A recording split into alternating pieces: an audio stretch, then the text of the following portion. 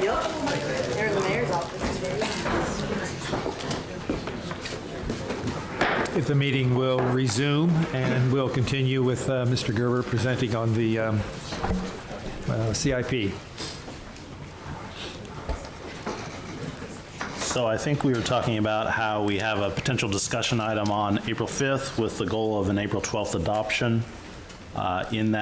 In the interim, we're always available, of course, for one-on-one discussions if there's additional questions, as well as we have the CIP bus tour that will take place on Saturday the 2nd from 8 to noon. We'll be driving around and touring various CIP projects, again, as part of our engagement process this year.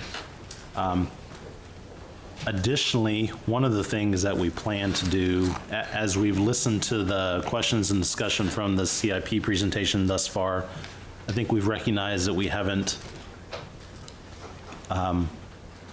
communicated with the council as well as we could have on project statuses. And so one thing we plan to implement is a quarterly project update. We'll be doing that essentially following the quarterly financial reports. Every quarter, we'll be talking about street and utility projects, running through when, what the status of the project is, what's going on with various projects, and answering questions. Again, just as a way to keep stuff better informed for the governing body. We think that's going to be helpful, not only this year, but as we move into the CIP next year. As I started off saying, we have a lot of information to go through tonight. Generally, this is information that the council has received previously. It was either posted or emailed to the council, but I thought we'd take just a second and kind of walk through what it is, and then I'll ask both our Public Works Director and Jason Peak and Nikki Lee to come up, and we're all going to take turns walking through these various documents. I will also say that this isn't formatted consistently or the way we want it to be at this point, and so we're going to work to get that better, but at this point we have at your table tonight, there's essentially a giant document which has 5 tabs on it. The first tab should have 5. Okay, excuse me. All right, so the first tab is council questions from previous meetings, as well as a half-cent sales tax project history and a 2016 neighborhood street map. So in just a second, our Public Works Director will come up and talk through some of these items. The second tab is something the council hasn't seen before, and that's actually an alley rehabilitation list, and we'll be talking through that with you as well. The third tab is just what we're calling a 2016 street project narrative. It just essentially talks about the 2016 street projects, a start date, a completion date, anticipated completion date, just a couple sentences about each project.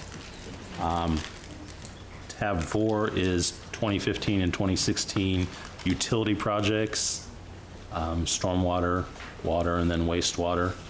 And then the last tab is something that was emailed to the council with the original CIP, but we've included it here as well, and that is a comparison of last year's CIP to this year's CIP, sort of what the 2016 through 2021 look like versus what the 17 through 21 looks like. So that's an introduction for you as to what we plan to do tonight. And without further ado, I'm going to ask Jason Peak to come forward and begin with the document in the first tab. Good evening, Mayor and Council. Jason Peak, Public Works Director. This is actually my 4th week on the job, so I think I'm the newest person out of the presentations you've heard tonight. But glad to be here and help walk you through this document. As Doug said, the first part is kind of a Q&A, a response to several questions we received about the CIP. It's pretty much self-explanatory. We tried to provide some detailed information to those questions. And then I wanted to move on actually to the appendix documents that are included in that tab, which is the half-cent project list. And what we've done here is tried to, sorry? I'm sorry, I think we had a question there. Sure. So if you don't mind. Absolutely. Since this is so long, we might interrupt periodically if we have a question. Councilman Clare. I have a question on the questions. Okay, we'll Okay. go back to the questions then. On number 2, when you said, you're talking about the money, what happens to it when there's no snow removal, and it says in a mild year such as this past winter, the extra budget authority. What is an extra budget authority? Okay, and Mr. Gerber. Mr. Mayor and Councilwoman, extra budget authority would just generally be described as money that wasn't expended from an amount budgeted. So there's a part of the citywide half-cent sales tax budget that deals with snow removal, potentially. There's some funds that are, it's a sort of a lump sum. In 2015, as you know, especially the latter part of the winter, I don't know that we got more than an inch or so of snow. And so we had excess funds from what we had budget authority for. And so those funds just became part of the general street maintenance. So does it go to needed snow removal? Is that, because it says was used for? If necessary, those funds are available for snow removal, and that was a decision that was made by a previous council maybe 2 years ago. So if necessary, it's used for snow removal. If not, it's used for general street maintenance projects, Okay, can I ask? as allowed under the half-cent sales tax ballot language. Okay, and then on the Fire Station 13, number 11, it says knowing these conversations, so the money's in there, there's an open project, it's recommended, and it's on the CIP in a holding position, knowing these conversations continue and haven't been finalized. What conversations haven't been finalized?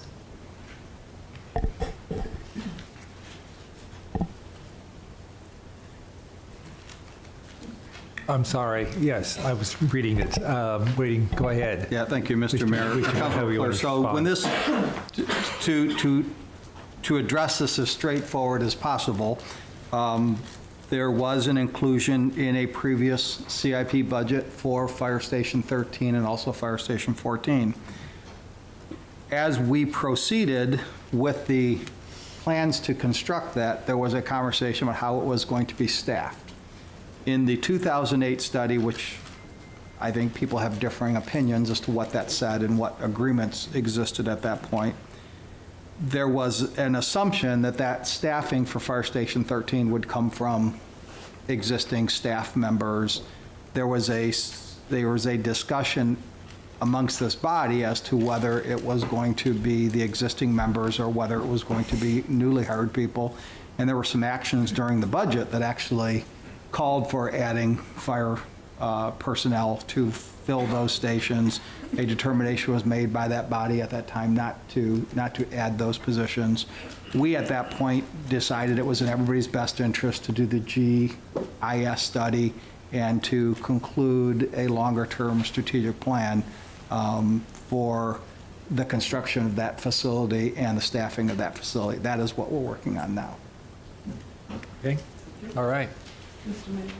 Yeah, Mrs. Ortiz. Well, I would agree to disagree. What 2008 study are you talking about, Jim? Are you talking about the 2006 study? If I Because you said 2008. if I misrepresented the year, I meant 2006. Because I know- The previous study that was done on this. 2006. Okay, just want to make sure we don't have another study floating around out there somewhere. The way, I know we talked about staffing, and I know we could never agree on it, and then it's kind of, to me, it kind of like went away. I think we need to have a serious discussion on Fire Station 13, you know, or if we want to add 14 too, because it kind of bothers me every time I see in the CIP that we have money for it, but we're not going to do anything about it. And you're right, we need to have some serious discussions and make some serious. Nobody before, not on this council, but nobody before wanted to make any serious votes, and I think we need to. It's time to do that. Thank you, Mr. Mayor. You want to? Okay. Thank you, Mr. Mayor.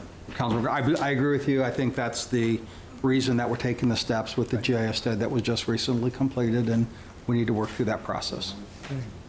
All right. Back to you, Mr. Peak. Thank you. So moving on from the Q&A portion, the next section within that first document one is a list related to the half-cent citywide projects. And the first part of that appendix is a look back from 2009 to 2015 of the completed street projects. So this is listing the major street projects by year, and the information included on that is the CIP year in which the project was identified, and then we also have the actual half-cent expenditures with those associated projects. And so, as you see, that totals by the different fiscal periods, wrapping up with 2015 for that. I'll pause if there are any specific questions on that. Questions? Seeing none, moving on. Okay. And so then the next page was per your request to talk about the updates. What do we have planned in the current period of 2016? And what you'll see on this is a similar list. We have $12 million allocated for neighborhood mill and overlay projects. This is going to cover about 24 miles of streets going into various neighborhoods around town, removing part of the asphalt layer, doing some patching, and putting back a new asphalt layer. Then we also have a list of the major street projects with half-cent transportation funds that are planned for construction for 2016. We have, of course, the CIP year, the projected project budgets for those, as well as current expenses to date. Okay, so those there before us are the 2016 projects For the citywide half-cent. for the half-cent, citywide half-cent sales tax. Yes, sir. Okay, go ahead. Okay. The next part is what we call the other projects in the citywide half-cent fund. We talked about major street projects and the neighborhood projects. These are other projects that would include the categories such as the ADA ramp replacement projects, curb and gutter replacement projects, alley repairs, and the 50/50 sidewalk repair program. And similar to the previous two, this is a look back, 2009 to 2015, of the completed projects with their expenses by fiscal period. Any questions? Okay. Moving forward, so for 2016, this is a description of those same project categories.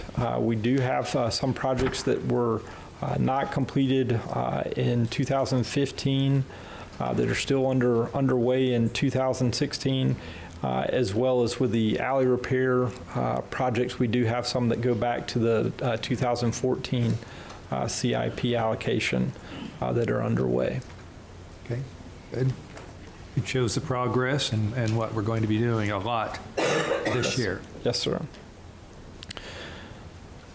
So continuing within that document one, so we talked about the individual projects, so kind of going down to the micro level and focusing on specific project activities within the funds. Budget and Finance also put together kind of a macro summary looking at the citywide half-cent funding history.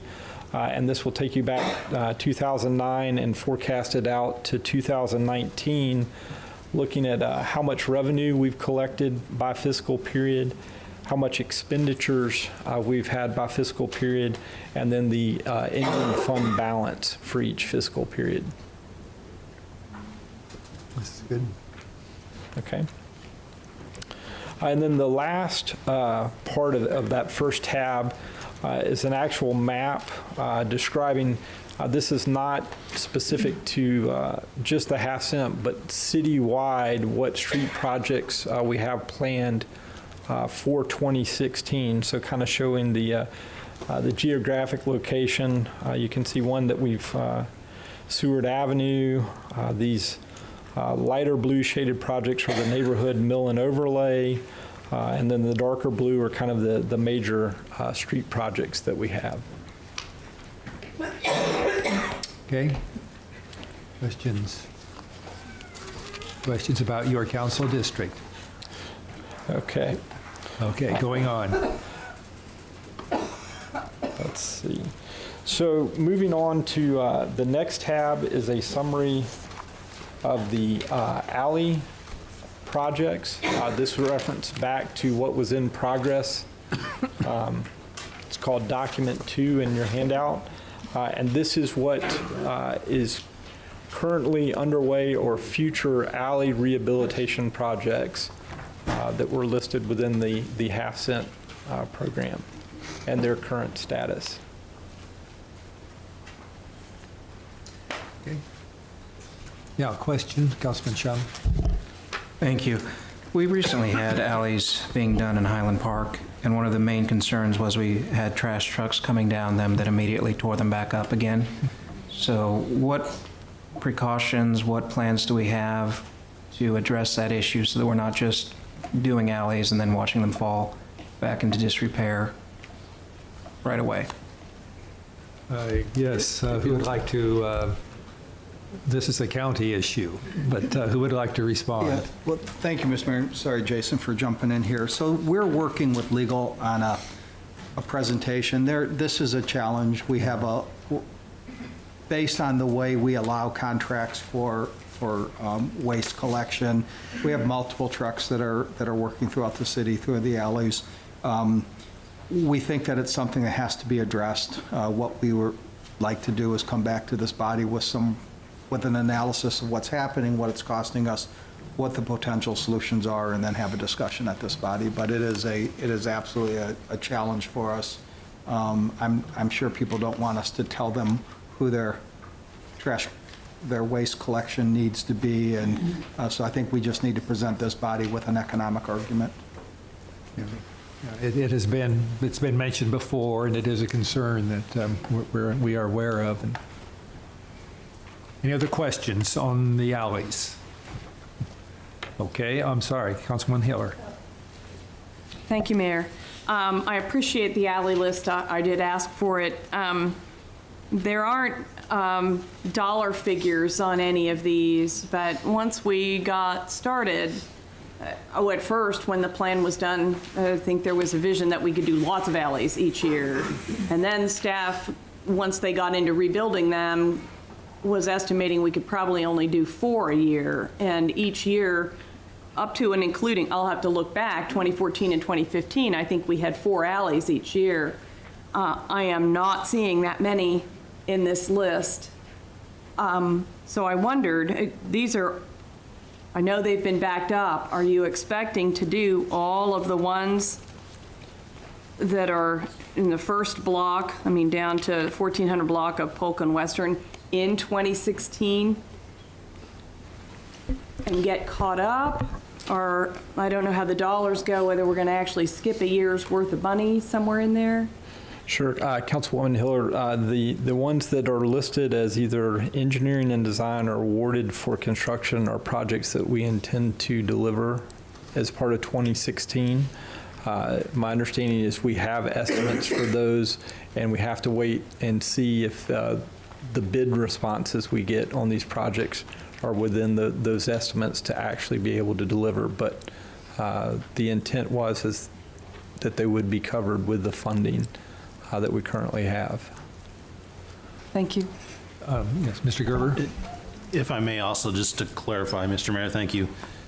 I think it goes without saying, but this list just includes alleys that are planning to be rebuilt. It doesn't include our normal alley work where we come through and regrade them or do dirt work or any of those types of things. This is actually when we're putting essentially a mini street down in an alley. Okay, good point. Okay. So after the alley document, we move into the tab 3 or document 3, and this is what we call the project narratives.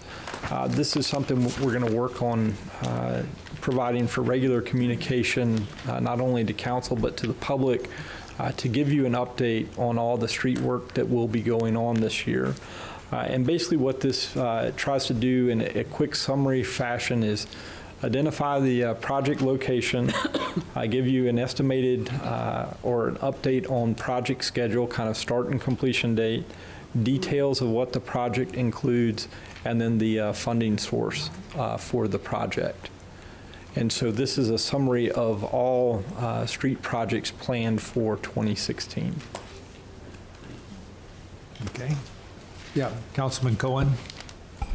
Thank you for providing this information. And it's also nice to see all the past projects that have been completed, and being able to see the approximate start dates on when these are starting. And I look forward to the calls that there are too many orange cones, because Yeah.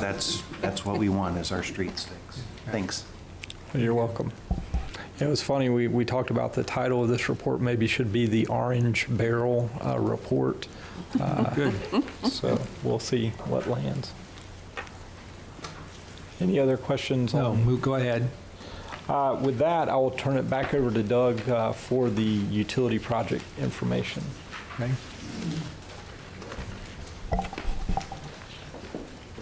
Mr. Mayor, thank you. Tab 4 is a listing of utility projects for 2015 and 2016.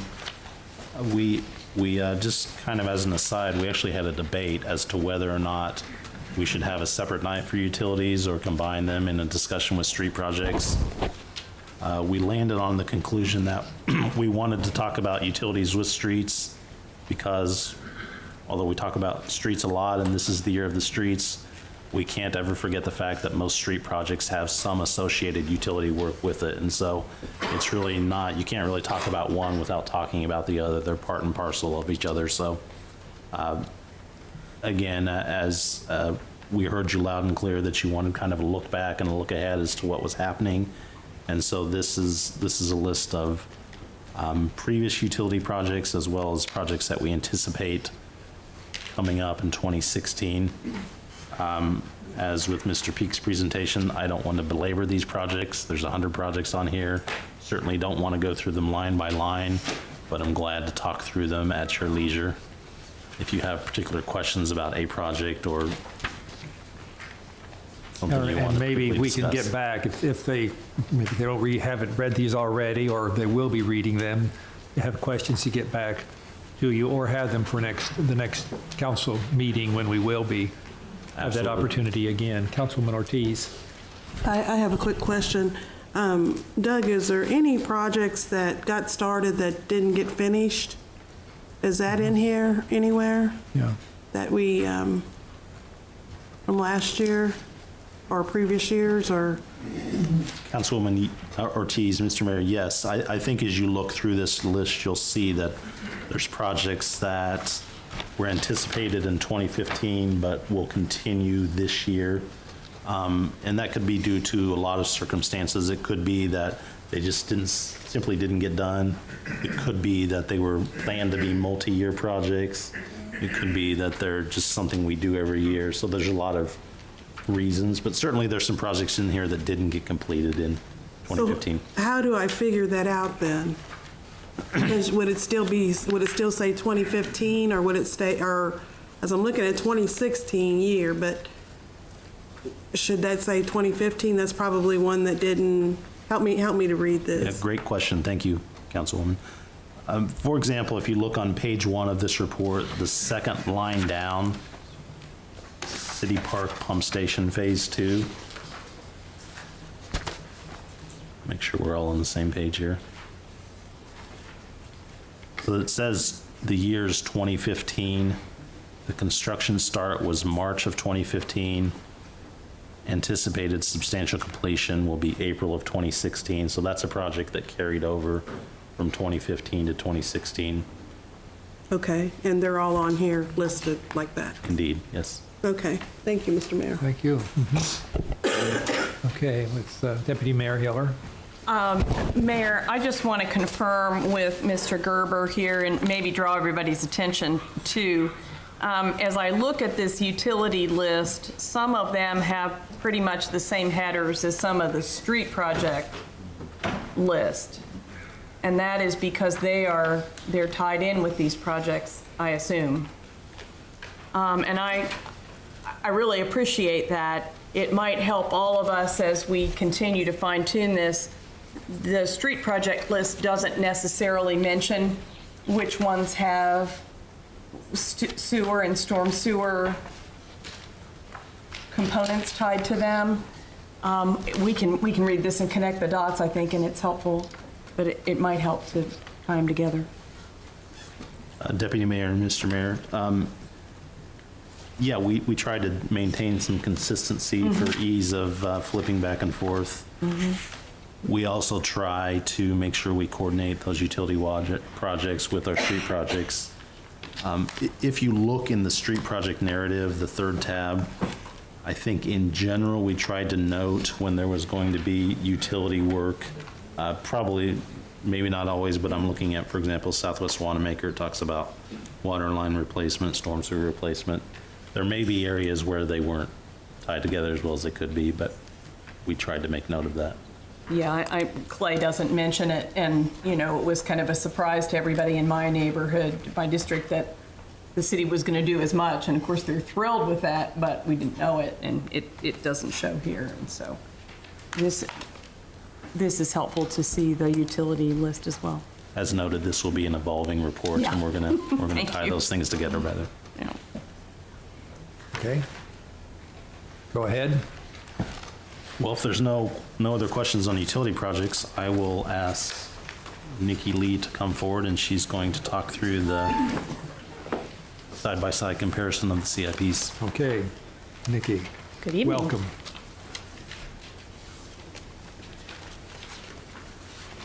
So the final tab 5 looks like this. It's labeled comparison of 2016 through 20 to 2017 through 2021 CIP. As was mentioned, this document was sent out with the original CIP.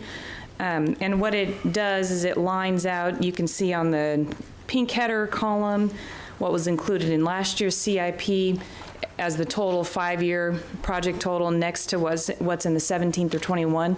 Because as you know, it's very difficult to have both books side by side. I know some of you have done it and try to cross-check it. So we've attempted to do that for you and try to summarize it as much as possible. So for example, on the first page there, we have infill sidewalks, pedestrian master plan. You know that plan was adopted tonight.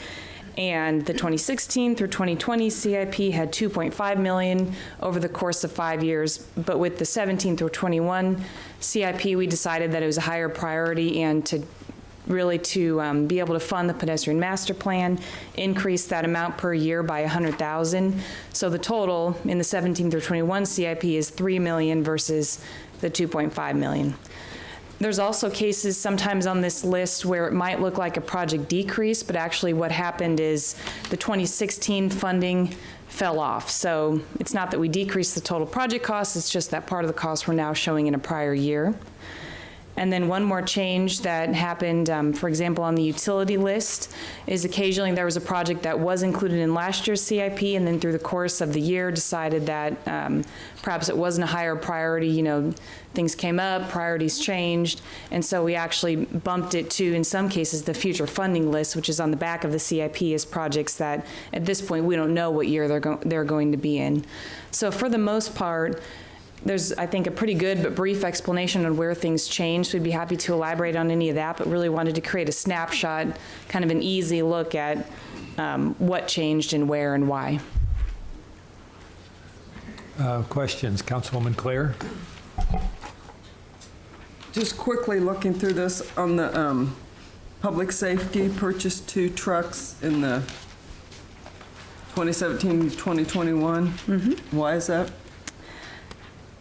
Sorry, are you talking about the purchase 2 trucks, the very bottom one there? The way that we do our trucks and our apparatus, and this makes more sense if you look at kind of the full schedule, is we have basically one major purchase per year. We're either doing truck or apparatus or engine or a combination of both. So what this happens is this is the purchase that landed in 2021. So that year just wasn't included in the prior CIP. So this is the 5th year of project purchases. Okay. That makes sense? And then I saw this Shunga flood mitigation study in the 2017-21. Did we just do a study on that? No. No? Yes? Yeah, go ahead.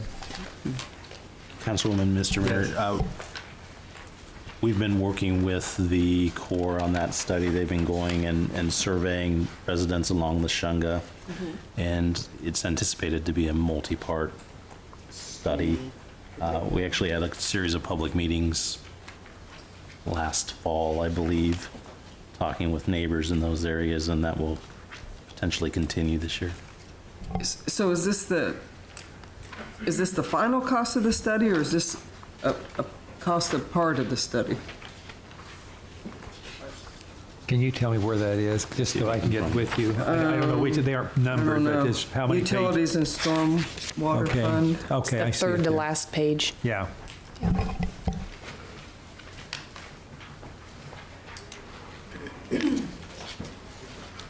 Mr. Mayor and Councilwoman, that is the city's cost of the study. We're doing a cost sharing with the Corps to do that study, and that's our cost of the study itself. It doesn't include any potential implementation or building or anything associated with it. It's just a study. And that really, it's from the Lake Sherwood all the way through the city to the Kansas River. It's very, very long, and so it's very extensive. Mr. Mayor, that's correct. Okay, other questions? Anything? Well, I would like to say, and I can be corrected by other council members, but as long as I've been on the council, this is the most complete information we've ever received on this by far. I compliment everyone involved, and, you know, whatever the work that's done to put this together, it has to be amazing.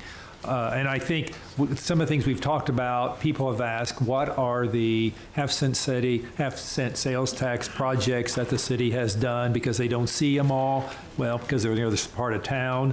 But this now, and this is a public document, so anyone can look at it and see all of the where the money's been spent, and as well as the projects for 2016, and saying in here, hopefully when we'll do them. So it's just showing totally what we are doing in the past. And I just can't compliment enough to have this achieved. I think it's a tremendous, it's for certainly recognizing the staff, but also the city of Topeka, what we're doing. And I'll put it up against most other cities that won't have anything quite like this.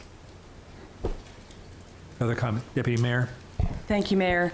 I would like to talk about the street projects a little bit, if that's okay. I really, and I'm going to state some concerns. I've been concerned about them before, and I so appreciate the time that the staff has put in and the homework.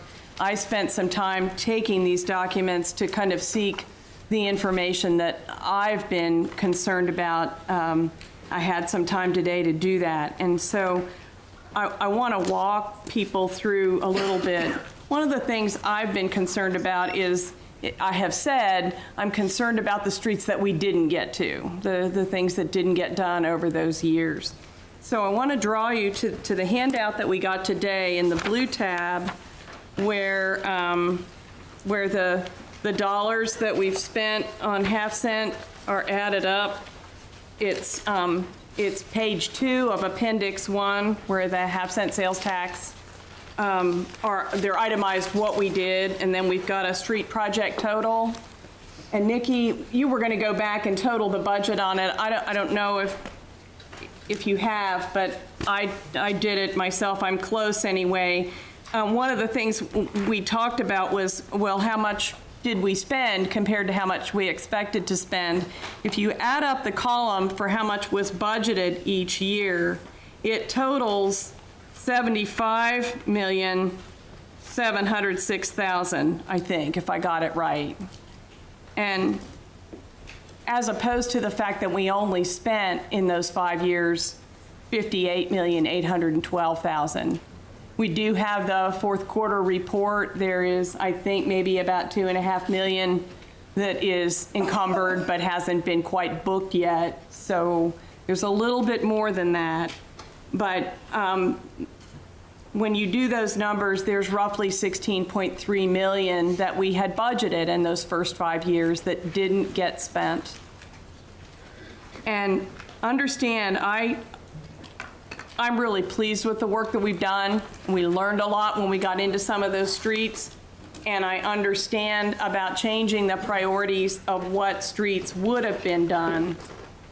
But what I did was sat down with the yellow book, the one that we all got recently, the original book, to look at what we had hoped to do and compared to that, what we got done. And I think, just to explain, again, my sort of heartburn, or whatever you might want to call it, about how much is still undone, I wanted you to see that. It's pretty sloppy. I sat down at my dining room table with a pen and this document. Here, I've got a couple of them.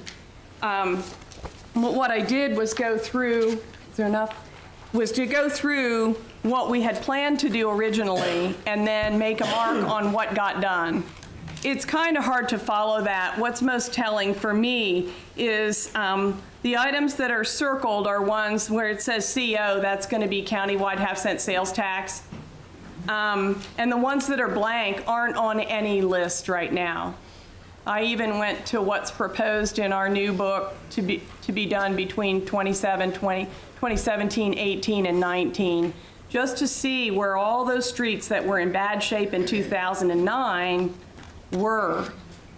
And it's just, we've obviously done a lot, but it was very sobering to me. It's just been bothering me. I've spoken up about it, so I wanted to share with you that we've still got a lot to do, a lot to support the staff on, and a lot that maybe our constituents expected was going to get done that isn't on anybody's list yet. So that gives me heartburn, just because I feel like we've still got quite a bit to do. We're 2 years back on the alleys. That had concerned me. We got the information today that that money is still there, which I'm happy about.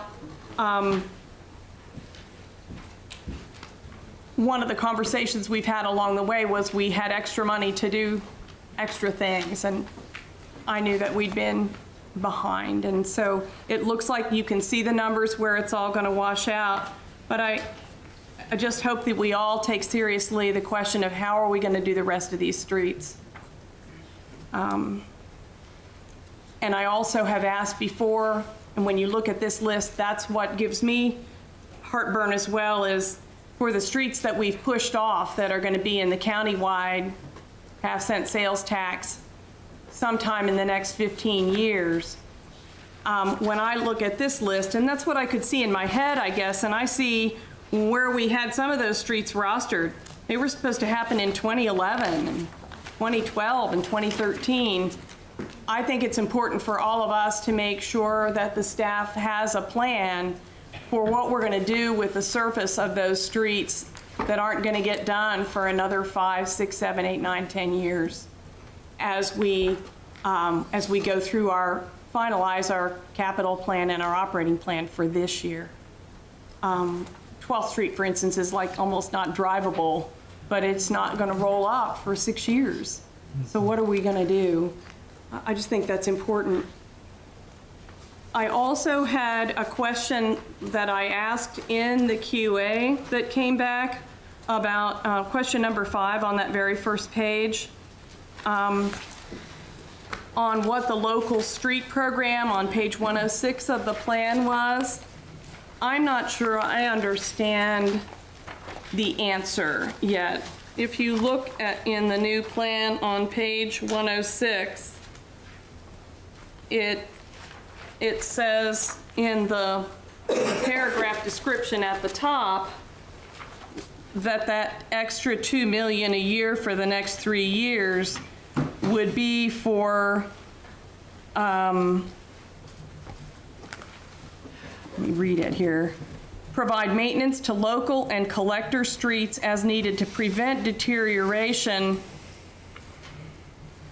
And it says that it will be done through mill and overlay, full-depth pavement repairs, and replacement of concrete curb and gutter, which is what the street maintenance program, the one we've had all along, does.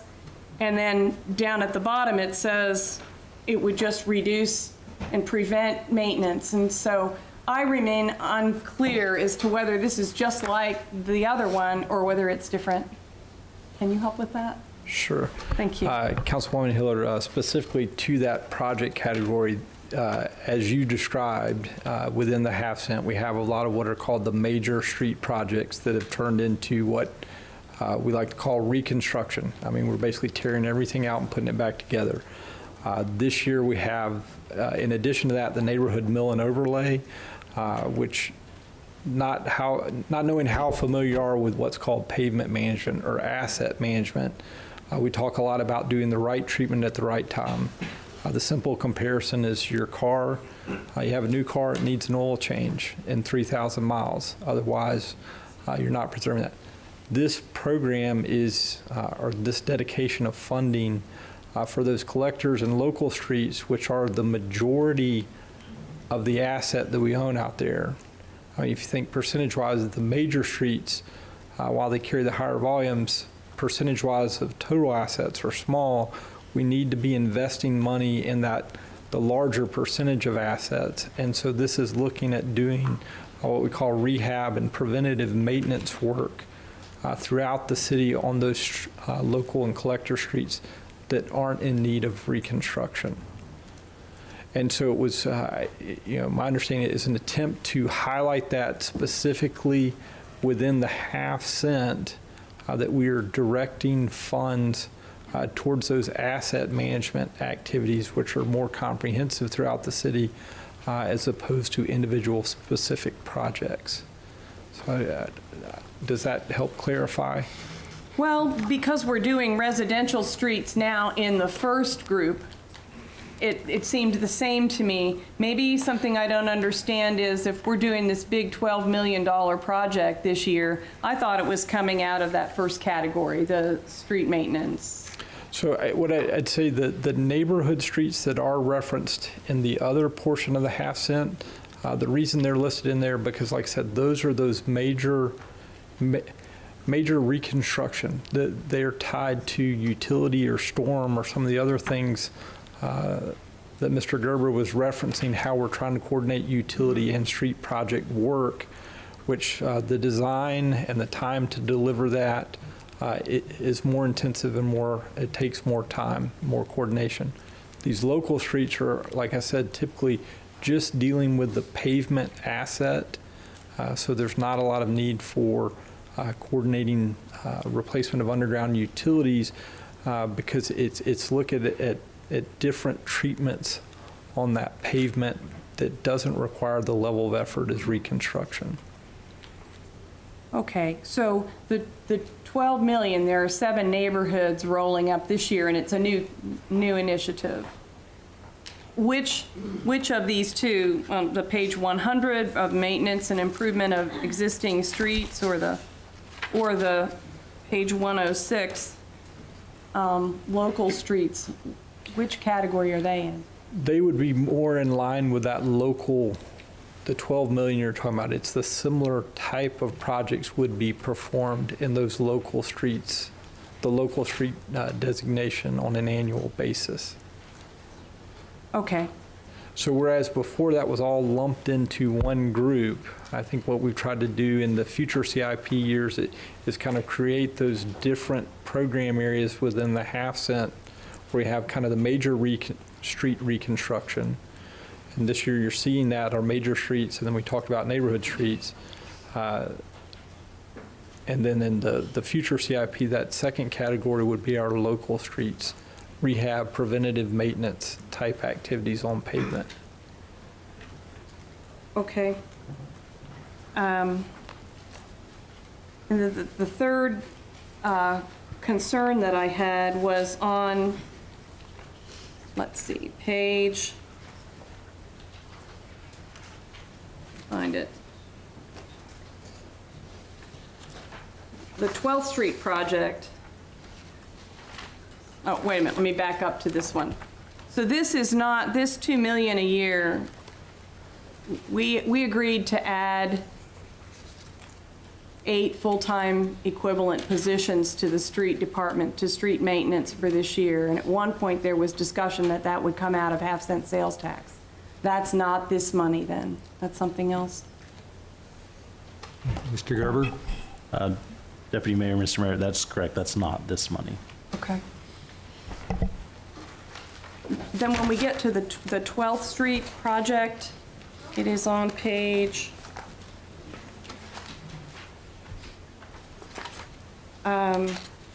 40 of the book.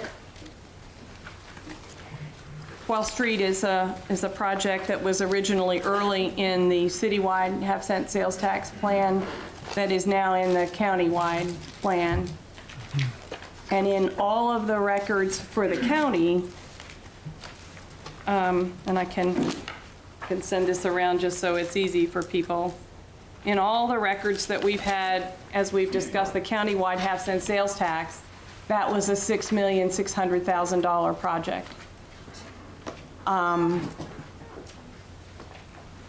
don't understand why here this shows a different project budget of $7.2 million and also suggests that we would spend $4.4 million out of the countywide funds and actually bond $2.8 million. And I did ask that question earlier, and the answer was, oh, we've always been talking about using that other money, but I wasn't aware that we'd ever, it concerns me to have the project budget change as well as talk about using a second source besides countywide sales tax. So I wanted to express that. We've talked about it a little bit, but I looked at it again and it doesn't make any sense to me, and it makes me worry about what staff is thinking about the other 8 projects that are going into the countywide half-cent sales tax. Okay, I think, can you provide some background? I know we've had some discussion on pertaining to this. Sure. On the countywide half-cent sales tax issues. So Mayor and Deputy Mayor, I guess what I would say on that is that it's my understanding that there's been an understanding the entire time that there would be a half-cent sales tax, a citywide half-cent sales tax component with the project. But since this project is in the out years and we're not sure what's going to happen with the citywide half-cent sales tax once it expires, we've listed it as a GO bond project in the CIP for now, not knowing what those future years would be. Mm-hmm. Can I? Yeah, well, I think, and the difference, actually the cost is more than was originally put in, and we were always planning to use some citywide money in addition to the countywide money. Isn't that correct? Mm-hmm. I've never heard that. I've been in all these discussions, and maybe I missed it, but what I saw with the projects that moved forward that were originally planned for citywide half-cent was that they didn't get funded. They didn't get done, they didn't get funded, and so they were on their own, and then staff gave us project budgets that remained the same throughout a year and a half worth of discussions on moving forward to the countywide half-cent sales tax. And in some occasional discussions, it was, well, we know that that's a 15-year tax, and we've accommodated for the fact that the scheduling might be such that costs could go up and down. Those numbers are good. At least that's what people were feeling a year ago. And we don't have an extension on the citywide half-cent sales tax. I personally think it's a good idea, but we don't. So it expires in 2019. And so it troubles me that we've, again, if somehow the staff is changing the project budget on this one project, what are the thoughts about the rest of them? And I'm okay if we need to go back and update them, but I would like to see them all. But I also thought that we were funding those projects 100% out of the countywide half-cent sales tax. I don't recall any discussion of splitting the funding. Okay. Mr. Gerber? Deputy Mayor, Mr. Mayor, thank you. As I talked about from the top of this discussion, there's probably going to be follow-up, and I think this is one of those areas that, if you'll allow us, I'm not sure we have a great answer for the change in the project budget, so let us look into that. Historically, it does look like this has always been the case, that there was a half-cent citywide and a half-cent countywide split on this project from what we've been able to locate, but it, not to plead ignorance too much, but it does predate I understand. the three of us making this presentation. I understand. So, but looking back at historical data, it appears that that's the case. In any case, if you'll let us look into that further, we'll come back next time. And if I can reply to that, I appreciate that. I knew that you hadn't been here, any of you, and so I went ahead, I wanted to bring it up tonight because I do think it's really important for all of us to get on the same page and to reconcile those numbers. And so thank you for letting me raise the issue. And related to that, it just concerns me as we look at when there are new projects coming on or new approaches, if we need to readjust any project budgets for the countywide, any projects, but particularly the countywide ones, to do that now before we settle on the interlocal and we settle on whatever our scheduling is and our expectations are. I think it should happen now. And as we look at new projects that are coming on, again, we've seen them come steadily, and you've got that printout that bumped other projects. Every one of them, there's been a good reason to do that. But as we move forward, I hope that we'll all keep in mind all those projects that are waiting and make sure that if we bump one ahead, that there's a really strong reason to do that and that we've got some idea of what we're going to do with the ones that are still waiting. Thank you. Okay, and I would like to comment on a couple of things on the comments that you made. And I can agree that I would have liked that we could have spent everything that was the revenue we had as it came in, and some years we didn't for a number of different reasons. But this year, we're planning to spend $35 million the year of the streets, and we'll really, if everything goes right, we will make up for those years when we were low. So I look at it, that's past. We can't do anything about it, that we didn't do everything we could have, but now we're making a plan to make up for it. So I look to the future and hopeful this year we'll have a great construction year and we'll get caught up much on that. And the second item, I know some of the streets that were on the original plan that came out in 2009, I would be more concerned if we did all of them lockstep the way it was decided in 2009, rather than if there another need comes up, we move something in and slide them in and out. I'm very strongly in support of being flexible. Streets change, issues change, and so I really don't think it's good to point out we had a street on 2010 and it wasn't done. Well, maybe there's a very good reason. We have good engineers, and those changes are made. And I think we have to be flexible and adaptable. Same way with setting a new countywide tax for the next 15 years. There will be changes because we can't predict what's going to be happening in 10, 15 years from now. And I think we err on that side. At least let the public know there will be changes in the plans that we make that are out. We're doing good if we can do it 5 years in advance. Certainly 10 and 15 is going a long way out. Councilwoman Claire. Okay, just so I understand, if it wasn't done in 2010, 11, 12, they don't go forward, they get bumped off? What happens? Okay. Mr. Mayor, Councilwoman, I think the answer to your question is yes. Not to be facetious about it, but some of them moved forward, some of them bumped off because of changing priorities from this body, from staff, from growth. It varied by street. Okay. Okay, any other questions? Councilwoman Elisa. Thank you, Mayor Wolgass. First of all, I would like to say that I sincerely appreciate the attention to detail that my colleague has provided with this issue. I mean, it is commendable that as a body we can go ahead and we could do that. However, in the same breath, I will say that as a council body, we have to be extremely careful. Because as a council body, our policy-making role is to ensure that we are, very much like you're doing, the safeguards of the budget that we are presenting to our public. However, we also have to be extremely cognizant that we're not the professional. And in addition to that, we have to be extremely cognizant with the message that we portray out to the community, because I think that the message that was sent out to the community was, we promised you things that we didn't do, and I'm trying to let you know that we didn't do them. I think that if we have been paying attention in every single meeting, when there is a change in the CIP, we are notified. When there is a change in the budget, we are notified.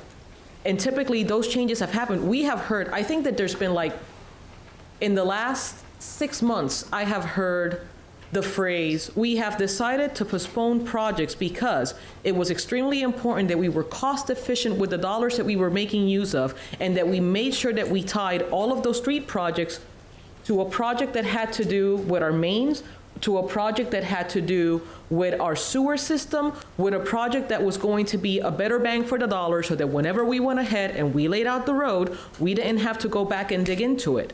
So I want us to all understand that absolutely, there have been things that maybe have not been taken care of right now, but it has not been because the city staff or the policy body has decided that the streets are not important.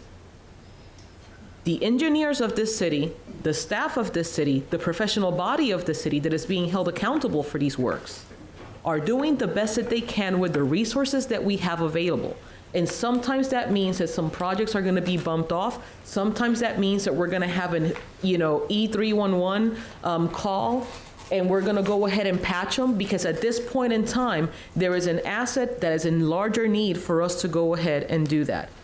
Furthermore, as technology has changed, some of those projects may have been able to be mitigated with something else. And one of the things that I was very excited about having Mr. Peak here was that when he was selected with the promise that he is an expert, that this is the area that he has focused on, working on these road projects, understanding how to not just throw some asphalt in a hole and then expect for it to stick, because we know that that's not working. I drive and I hit the potholes. We all do. But I think that at this point in time, rather than going ahead and sending out a message to our community that, hey, these things are not being done, I think that we have to be extremely cautious, that we maybe ask other questions or maybe educate ourselves, so that when we go ahead and we portray the message, it's not that we're just nonchalantly not doing projects and just throwing them aside. It's that there's things that may not get done because at this point in time it is not the priority, or it would have been a much higher burden to the city to go ahead and invest in a project that then we would have had to go back and invest in public works stuff. There's just so many factors. Budgets are landmarks. Budgets are things that we want to attain to. But the reality is that with the weather changes, with the budget changes, with so many things that are happening, a lot of those times, all of those things are not going to be able to get done. And that's the message. It's not a ding. I appreciate the heart that is behind this, but I think that we also have to be very cautious with the message that we're sending out to the public. Okay. Councilwoman Schwartz. Thank you, Mr. Mayor. Karen, I really appreciate all the work that you put into this, and I think part of our role is to make sure that the money is being spent. That's what a governing body is supposed to be doing. So I really also believe that we need to send the right messages out to the community. My question is to Doug, and it didn't show the budget totals, which would have been nice on the streets citywide, have cent sales tax street projects. And Karen added them up, and it was $75,706,000, and we spent $56,812,000. Where was that $16.3 million that was not spent? Where did it go? Okay. That's fine.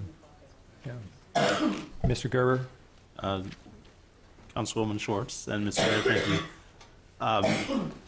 So I haven't gone through and verified those numbers, but we'll operate from the assumption that they're accurate. There were also half-cent sales tax funds spent on alleys, et cetera. So I think that totaled $5 or $6 million. Additionally, in the upcoming year, we will be spending significantly in excess of what we would take in. So for example, I think in a normal year, it's in the, 14, 15, $16 million range. This year in the half-cent CIP, we're planning on spending $28 million. And so the simple answer really is it remained in fund balance to be spent, which is what we'll be doing this year. Okay, the year of the streets. That's right. Okay. Councilman Shum?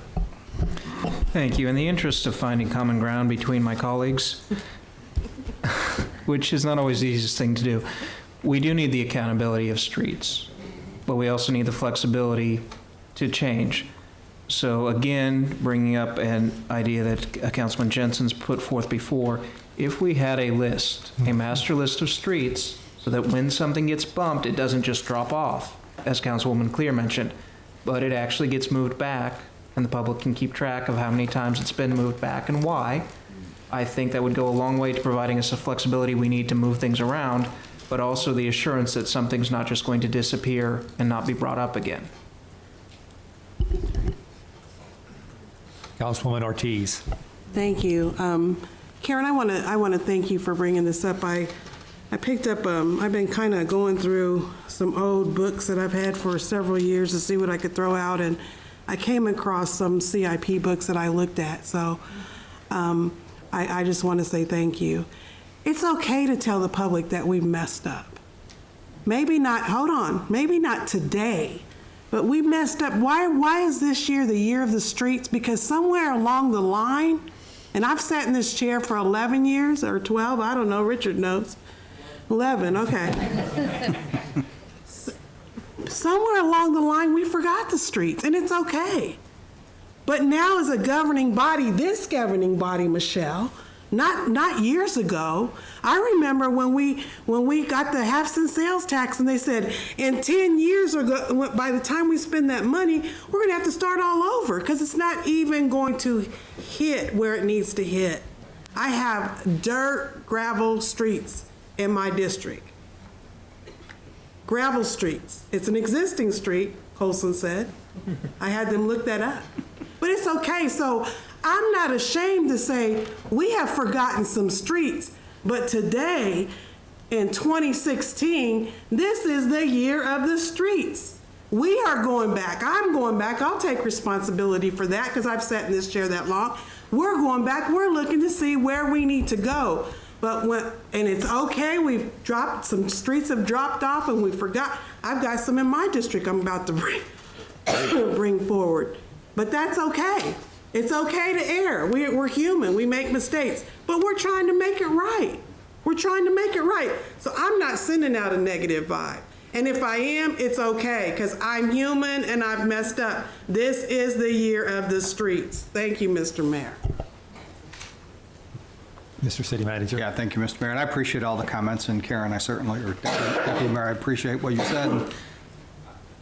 We have worked hard to build an organizational structure that can address the challenges that we have here, and the challenges are immense. And what we've tried to do, especially with the hiring of Mr. Peak, was to bring in an expert who, somebody made reference to the potholes.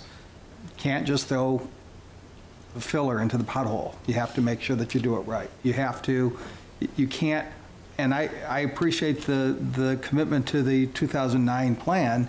We look at it, we start there, but sometimes we need to make the best decisions, and I do appreciate, I think we try hard to communicate what we're doing and why we're doing it and when we're doing it and how we're doing it and how much we're paying for it. So we're not perfect.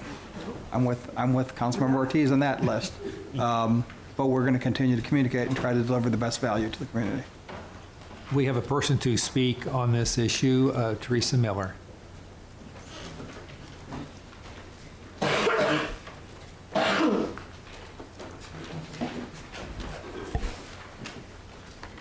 Good evening. It's Teresa Miller. Thank you very much for educating me and giving me hope tonight. This is why I have hope. Things can be moved and shifted is what I hear. I'm going to make a reference to some streets being done, only because I need you to go, because I can't remember the year, but I just can remember when what streets. Over in Oakland, Wabash, Freeman and all those streets were cement, were being overlaid. They had so much asphalt on them, and you can drive on them today, and they're peaked. There is a peak in the middle of those streets. That's how much asphalt's on there. At that time, I had asked my council person, please spend some of that asphalt that you're wasting on cement streets over there that people are saying they don't need over to my area. That is when I started to bring up Tyler, Polk, Taylor, the ones that are deteriorating to nothing, that have dirt underneath them. Here's my problem. I've got one now that is so bad that they can't even overlay it. They're gonna have to take it out. That's gonna be more money for the city to spend. I've got some streets over there that cannot wait the 5 or the 6 years that they might have to wait, because it will cost the city maybe 3 times as much to replace those streets than if they would just overlay them, if they can now. So that is what I get excited about, possibly. I see a couple projects on there. I'm not gonna point them out, but there's a couple projects on there that I think they could put on hold because they've been redone, and they are nearly not in bad shape as some of the other streets in Topeka. So I hope you look at that. You have given me lots of hope. Thank you. Thank you. Thank you for your comments. Is there other discussion on our discussion item on the capital improvement plan? Seeing none, we will close discussion on that. That completes our non-action items for this evening. Next are the announcements. There is no preliminary agenda since we do not have a meeting the next 2 weeks. So we will proceed with the announcements. Mr. City Manager. Let me borrow your M&M. Thank you, Mr. Mayor. Department of Neighborhood Relations, the Community Engagement Group, was approved for an AmeriCorps. It's called the National Civilian Community Corps. They're going to send a team of 8 to 12 volunteers who will serve in the city between April 12th and July 10th. They're going to work with 21 different neighborhood groups. And the concept is to help advance some of the most critical neighborhoods to a healthy status, impacting 17,500 homes and estimated 35,000 children who live in the intensive and at-risk neighborhoods. The goal is to assist in reducing fear and crime, and we'll develop neighborhood pride throughout the city. So as that develops more, we'll provide more information, but we just got awarded that, so it's quite exciting. May I interrupt? Yeah. And say that's significant. Yeah. I mean, that, again, say it, the first part again, because this is very competitive among cities throughout the country. Yeah, so I want to recognize Sasha and Monique and the continued great work they do, but the Department of Neighborhood Relations was approved for an AmeriCorps National Civilian Community Corporation award. They're going to send 8 to 12 volunteers who will serve between April 12th and July 10th within 21 neighborhood improvement associations to work on issues important to the city, addressing children, issues with crime and poverty and other things. So it's really exciting. I also wanted to just announce that on Saturday, April 30th, there's going to be another e-cycle event in partnership with Shawnee County, and it's going to be from 9 a.m. to 1 p.m. It's going to be at the parking lot at 400 Southeast 8th Street. But we did that about a year ago, and we had 90,000 tons of material that was provided. Mr. Gerber mentioned the CIP bus tour, which is really an outflow of the council retreat that we had a couple of weeks ago. That will be happening on April 2nd. And just as a final, if it's okay, Mayor, I'd like to ask Mr. Chief Brown to step forward and just talk about some national press that he's been getting and some of the things he's been doing in the community, in the police department. I don't think I would do justice to it. All right. Okay. Chief Brown.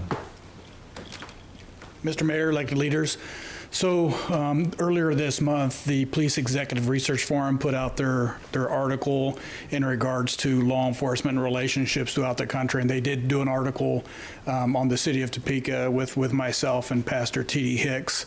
It was a great conference. We learned a lot. Pastor Hicks is one of my members of my Chiefs Advisory Board. I have 10 members throughout the community that represent all aspects and all walks of life within the capital city. And, Pastor Hicks is one of those members that, holds the department in high regard. However, he's constantly watching us and making sure that we are transparent in what we do. And as the city manager alluded to several times tonight, not just myself, but even our budget director, everything we do is to develop partnerships with our community and be more and more transparent. So we've heard that several times tonight in the presentations, that in order to build public trust, we have to be transparent. The city manager stresses to all department heads that's something that we constantly strive and work towards.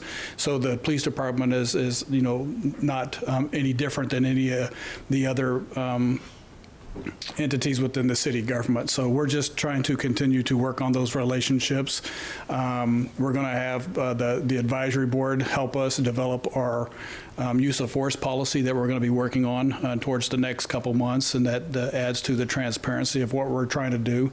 I think it's important for the public to have input in our use of force policy. This is not something that's done in every police department. It's a big step for law enforcement, but we believe the public truly supports us and is behind us, and we want to become more and more transparent as we go forward. So those are just some of the things that we've got going on right now. Thank you. Thank you for the report. That concludes my comments.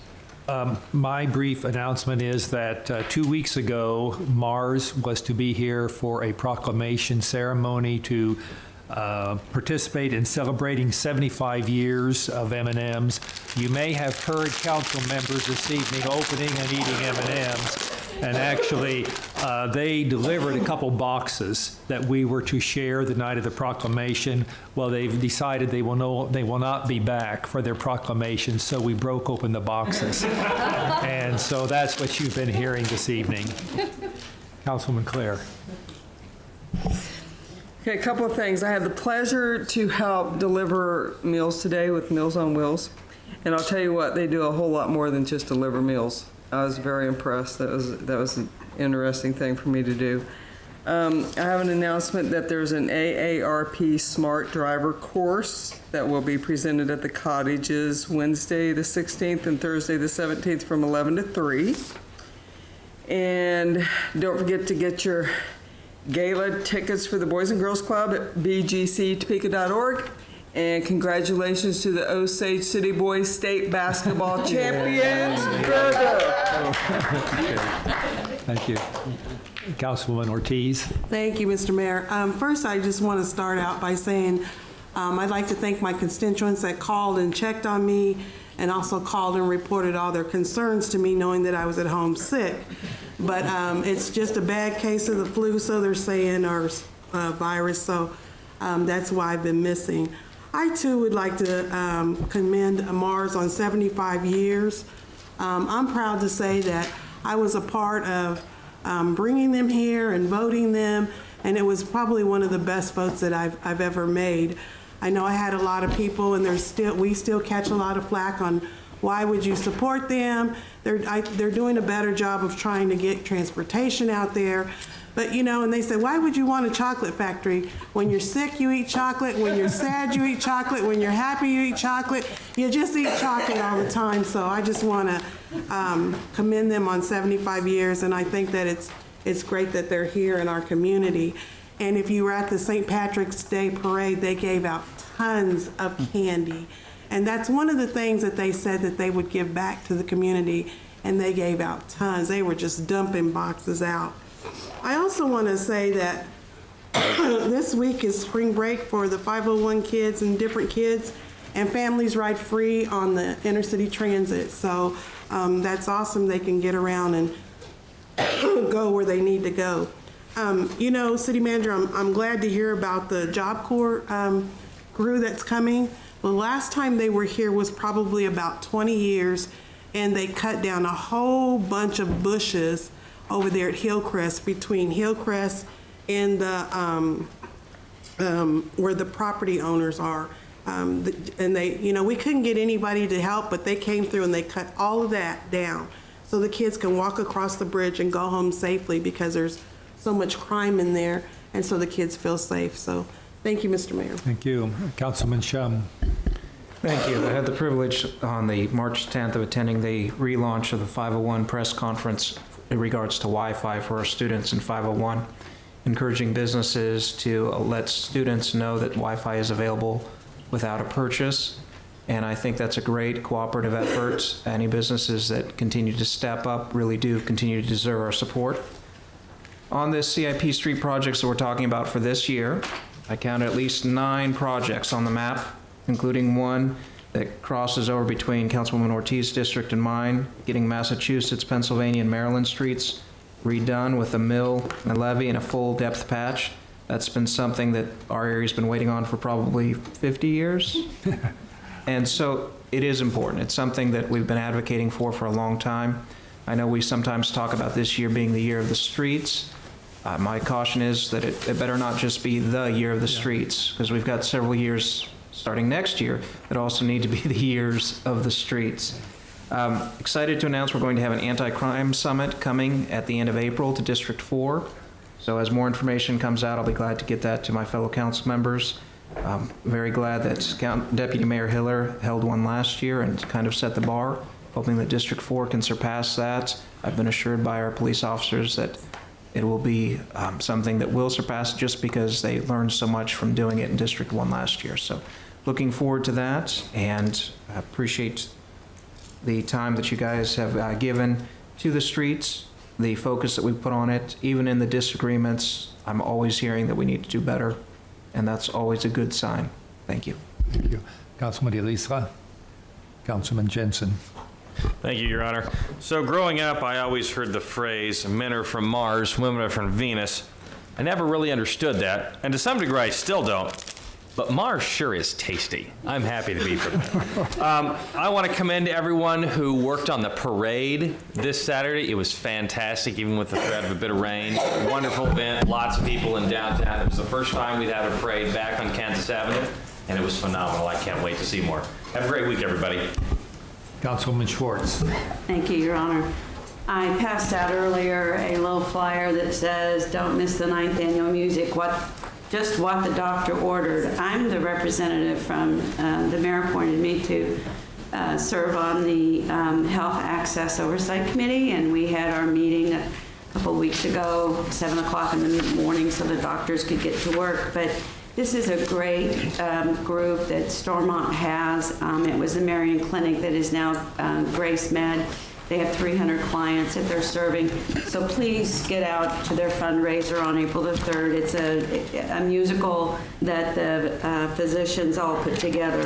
TPD did it again. They're always doing great work. And I attended today the active shooter training by Officer Travis Jepson.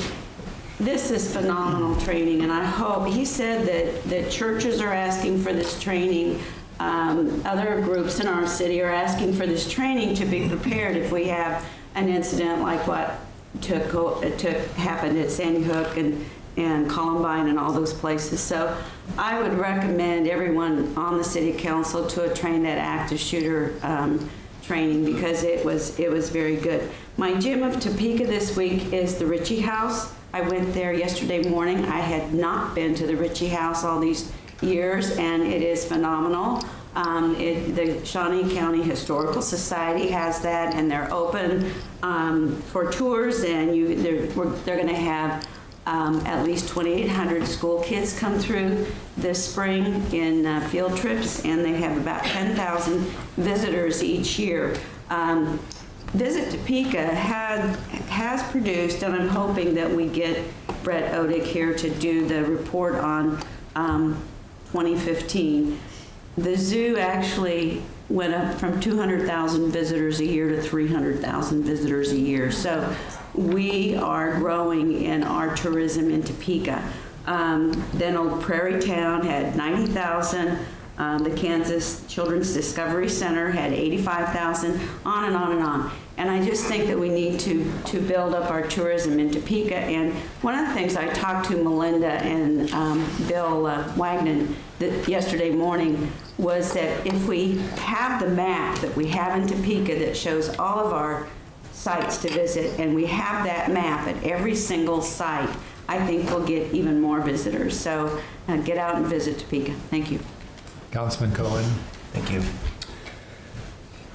We had a great turnout at our public meeting on March 10th about widening Urish to Indian Hills, and I'd like to thank Councilman Shum for coming to that.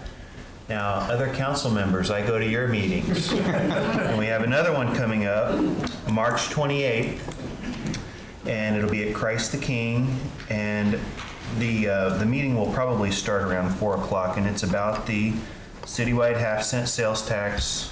It's in the book. Fixing of 25th Street from Wanamaker to Arrowhead, which is part 1. Arrowhead to Fairlawn will be part 2, and that'll come the following year, I believe. So, once again, Monday, March 28th, about 4 o'clock, Christ the King Church. Okay, good, thank you. Councilman Harmon. Thank you, Your Honor. Last week, I got home and there was a message on my answering machine from a constituent. I don't have caller ID, so I do have an answering machine. Anyway, this constituent identified herself as last name of Miller or Milner. I'm hoping she's listening tonight. She wanted to talk to me about the CIP. I heard the first 3 numbers of her phone number, but I could not decipher the last 4. I bet I played that message back 50 times. It's 969, blah, blah. So, Ms. Miller or Milner, if you're watching tonight, please call me. And say the number slowly. And say the numbers slowly. It's not, I got the 969. That's not the problem with the last 4 digits. So anyway, that's if you're listening, in all sincerity, call me. Thanks. Thank you. Deputy Mayor Heller. Thank you, Mayor. First, let there be no mistake. I tried to express it, but how much I appreciate the Public Works staff and all the street work that we've done. I'm just perpetually soberly aware of how much more we have to do. So appreciate everybody's work on that. Congrats to neighborhood relations. Having those 8 to 12 volunteers for 4 months, however long they're going to be here, is just invaluable, particularly for those of us who represent the more challenged neighborhoods, to be able to focus some time out there and a listening ear and somebody to encourage people to just do more things in their neighborhoods is tremendous. So thanks so much for applying. I don't see Sasha's back there someplace. No, she's not. Is she gone? Okay. Well, she'll just tell her I said that. And congrats to the TPD on their award. That's awesome. St. Patrick's Day Parade was fun. Councilman Cohen and I were at the head of the parade. I recommend anybody who wants to do that, get somebody who has cute kids to bring the kids along and let them carry the banner so you can just wave. But it's amazing how many people know the kids, and that's just a lot of fun too, to be at the front of the St. Patrick's Parade. Want to encourage everybody as well on attending the Up With People event. I think they were fabulous tonight. I too, not quite 50 years ago, but getting close, sang in the Up With People group in my high school. Never traveled, but it was quite an experience and being part of that. And the message that they bring to Topeka, to me, is who we are. It's talking about welcoming and building relationships with people of different ages, races, cultures, and so on. They embody that and share that message. But looking back at us, I think that's who we are. And so it makes it especially special to me to have them here, to have them at Williams, to have them at Topeka High. And I got to give some props to the 501 folks and the other hosts. I'm hosting one of the staff as well. But when they have you come and meet them, they give you a theme and ask people to dress up. And they naturally picked an Oz theme that they asked everybody. And just asked Tammy Austin how many pictures people sent her of her dressed up like Dorothy with her red shoes and a basket with Toto. Just saying. They had a lot of fun with it, and 501 is really being a tremendous host to this, and it's great for the kids. Related to that, everybody knows we're a really great theater town, but I went with friends to see Memphis at Civic Theater last Saturday night. And what I was expecting, because I hadn't paid a lot of attention, I guess, I knew kind of what the story was. I was expecting fabulous singing and dancing, because it's a Broadway musical, and certainly got 150% of that. But it's also got quite a storyline and quite a message. It's a very powerful show. And probably a big cast, as most of those big musicals are. probably 3/4 or more African American. I was with some people who included some folks from out of town, and they were so good, and the play was so good, and this gentleman leaned over and he goes, "Are they all local?" I said, "Yes, sir." You know, we have so much to be proud of. There are a few tickets left. That show runs through March 26th, and I would encourage people to gather up some folks and go see it. It's awesome, and again, so much the story that we talk about every day in our heart here in Topeka. And last but not least, Happy Easter. Okay, good. That completes the announcements for this evening. We'll proceed to public comment. The first person is Thomas Potter.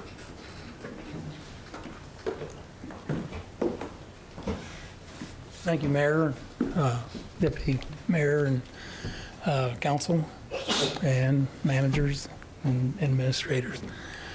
There's a lot of information to take in.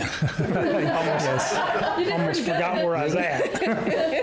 I'm going to start at the end in case I run out of time. I'm trying to draw attention towards southeast California between 37th and 45th.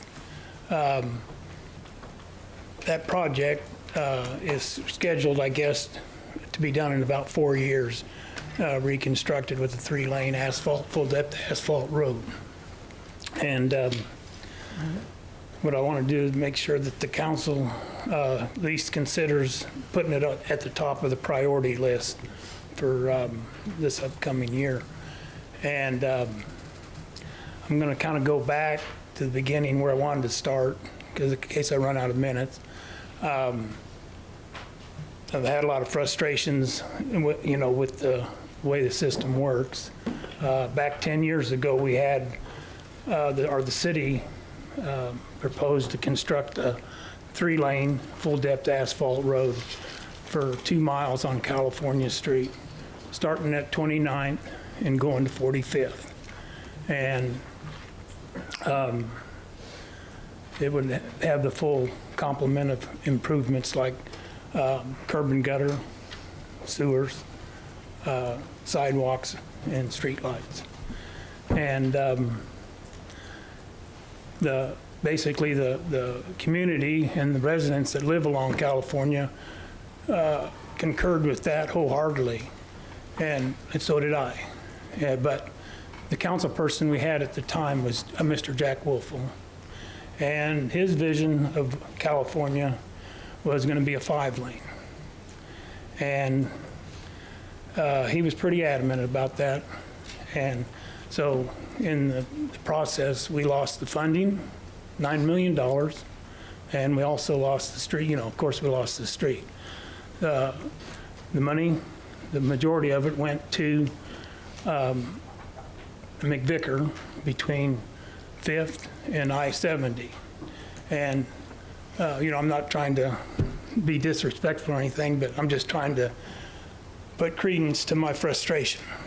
And so moving back over to California now, I know we're going to get started on 37th to 33rd this year, and I appreciate that, and I commend the council for that.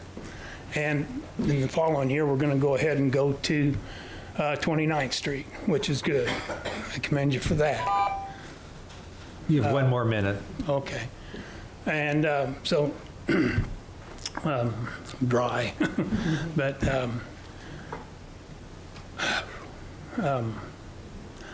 what I want to do is try to put as much focus on 37th to 45th. The condition of the road's terrible. The wearing surface is falling apart.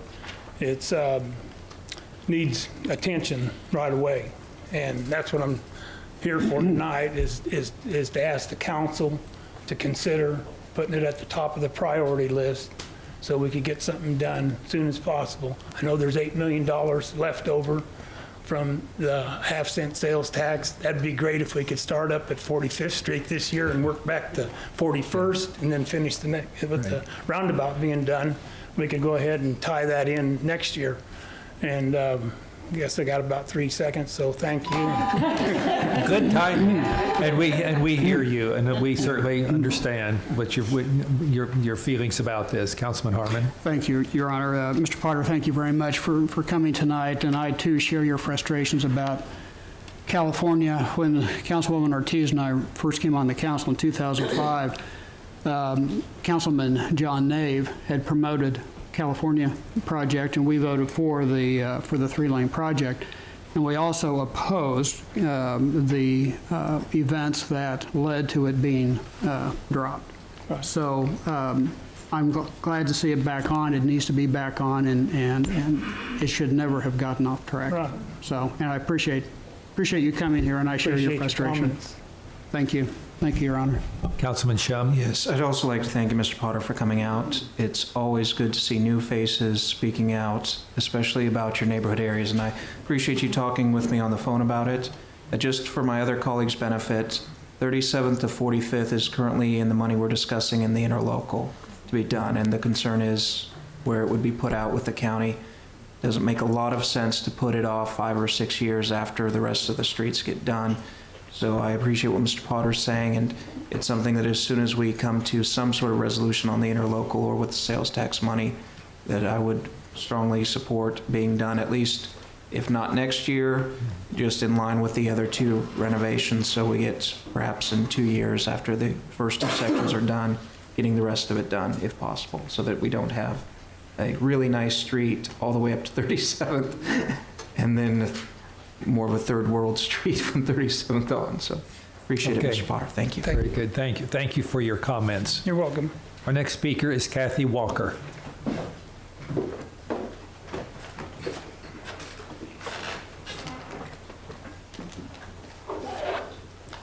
Hi, my name is Kathy Walker, and I am in my 6th week at Vallejo as the director of the Recovery Center. If I have a familiar face, it's because I used to work for the city 6 weeks prior. But I'm here because I personally want to thank the city on behalf of Vallejo and our clients for the grant money we receive from the Special Alcohol Drug Program Fund. The funding is used to support our social detoxification services. Vallejo's Social Detox is a 24-hour residential setting providing a safe, non-medical, therapeutic environment for clients with acute withdrawal from chemicals. While in detox, clients are assessed by an LPN or RN who are on staff first and second shift. Additionally, staff use the Clinical Institute for Withdrawal instrument and monitor vital signs. For acute care needs, clients are transferred via the ambulance to the hospital. Adequate rest and proper nutrition are encouraged for their optimal physical health, and motivational counseling is provided as appropriate. You can access detox services with Vallejo by calling 234-348-3448 and request detox services, or during business hours, you can come to 330 Oakley at any of the entrances, and after business hours, come to the east door for care. If the possibility of a medical complication exists, clients will be required to go to the hospitals to get a medical clearance. In 2015, Vallejo admitted 537 people into the detox services with an average length of stay of 3 to 5 days. Of those 537, 257 were referred on to treatment services with Vallejo. 162 went to inpatient substance abuse treatment, with many completing reintegration and outpatient programs. And 95 went on to intensive outpatient treatment services, which is a 4-day-a-week program. Vallejo is dedicated to providing the right amount of service to the right person at the right time with the right outcomes for the right cost. And we could not do it as effectively without the city's contribution. So again, thank you. Thank you for those comments. They're appreciated. Thank you. Thanks. Next speaker is Reverend Raymond Berry.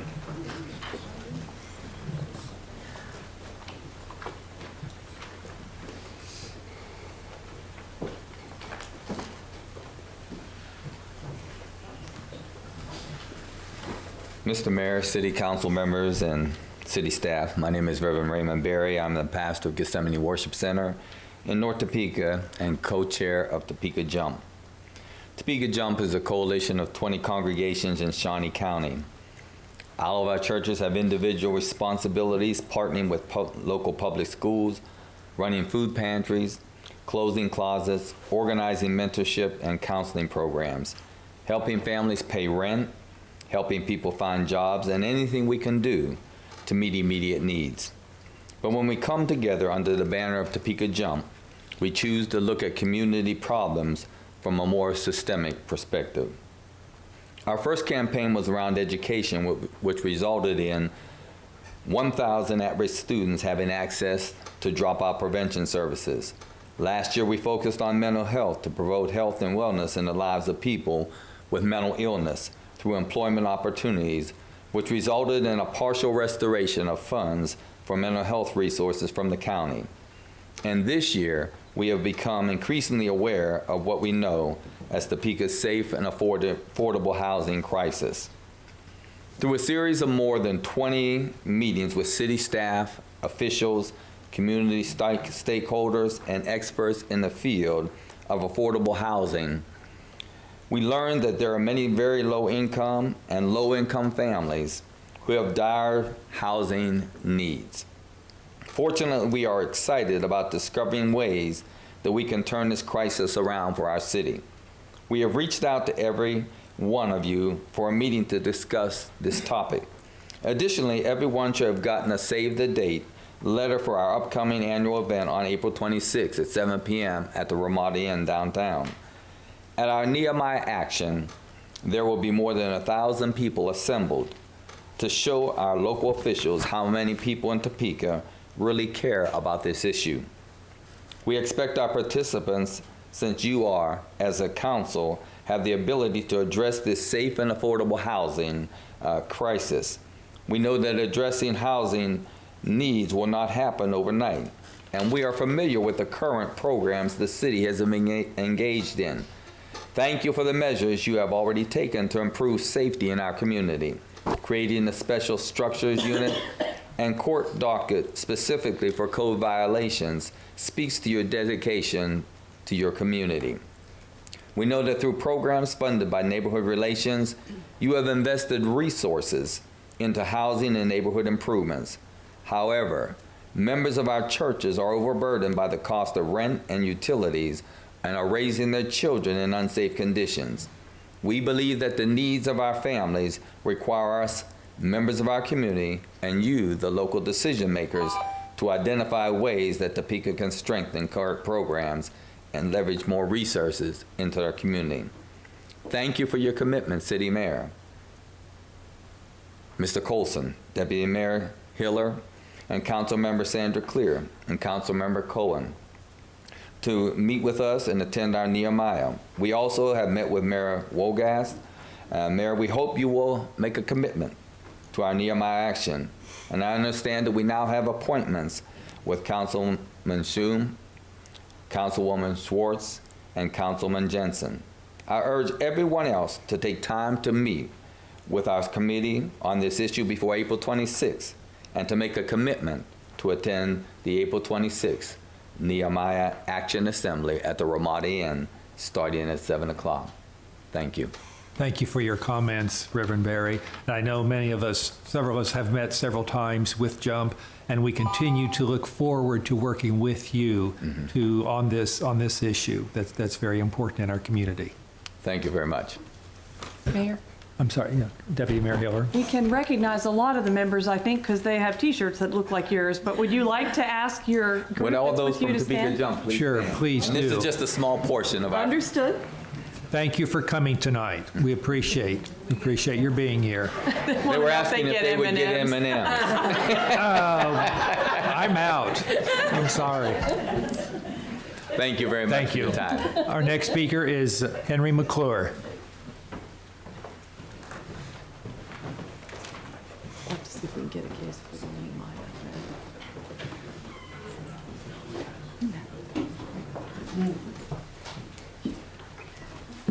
Good evening, Mayor, Council, staff, thank you. I'd like the opportunity to talk to you about the International Council of Shopping Centers. I want to talk to you about retail being recognized as economic development in our community. There's an upcoming convention in Las Vegas that I'd like to see Shawnee County represented. Basically, the expense is really $950 to have a 10 by 10 booth. And if you, if you want to represent Topeka a little better, do a little better than a card table and a tablecloth. And this booth is something we should really have on hand.